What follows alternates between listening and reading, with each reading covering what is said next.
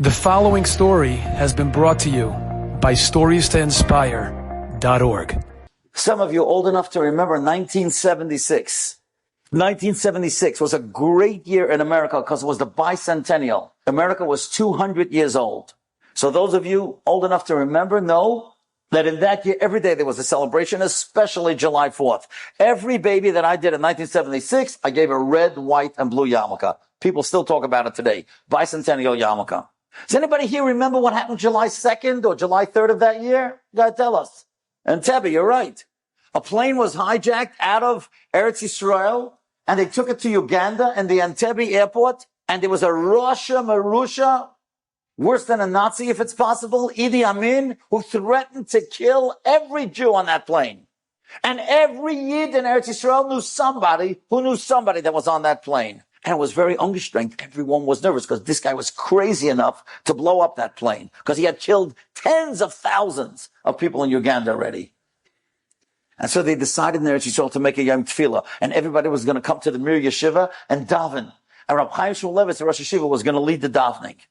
So in those years, Rabbi Chaim was already much older, and so they built him an apartment. If, let's say, the Beis Medrash was here, so in the back of the Beis Medrash, you walked across a little hall, and there was a room, and that was Rabbi Chaim's apartment. So he waited until everybody came. The Beis Medrash was packed. He walks in through the back, and he sees this whole crowd.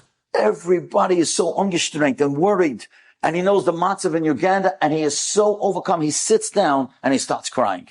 The whole Beis Medrash is quiet. They're just listening to the Rosh Yeshiva cry. Finally, he takes hold of himself, and then he walks up forward. And he comes to the Aron Kodesh, he kisses it, and he turns around, and now he sees everybody in front of him. And once again, he's overwhelmed by the crowd. And again, he starts crying. And everybody's just standing there before they say Tillim. And then he said one sentence. I have a dear friend, his name is Moshe Zucker. He was there that day. He was learning in Mir then. He's a great mechanach today.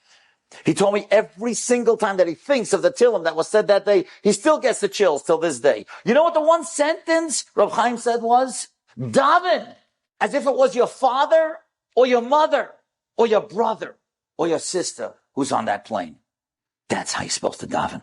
The next time you say Rafa'enu and you daven for someone, make believe it's your sister who's got some sort of an ailment that they can't seem to cure, and her children are waiting for her at home. This is your sister.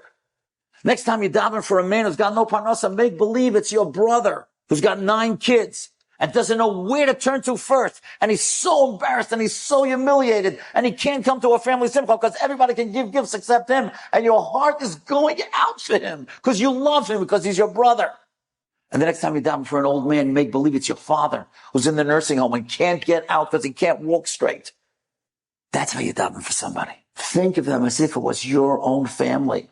And that's why I say to people, don't daven for 25 people. You daven for 25 people, just a whole roll call. Doesn't mean anything. You're not even thinking about the people. Just saying their names is nothing. You know why Hashem answers people's tefillahs? Because Hashem cares about you, and He sees you're in pain, and you're a tzaddik or a tzaddikis, and Hashem says, if this tzaddikis or this tzaddik is davening, I'm going to do it for that person. That's how it works by a Rebbe. It's not magic. Hashem loves the great tzaddikim, and the tzaddikim are davening for you, and they're in pain. They're in genuine pain. When you tell Rabbi Yisrael a problem, and it goes into his neshama, and he's davening for you, he's in pain. Hashem loves Rabbi Yisrael, so He's going to answer his tefillah for you. We may not be worth it, but He's worth it. So when you daven for someone, you got to show Hashem you have pain. It's not just a roll call. How do you feel the pain? Imagine what that family is going through. Think about it. Don't daven for 25 people. Take 2 or 3 by Rafa'enu, 2 or 3 by Shema Aleinu, 2 or 3 by Baruch Aleinu for Parnasa. That's what Tzar Nafshe is all about. Enjoyed this story? Come again. Bring a friend. StoriesToInspire.org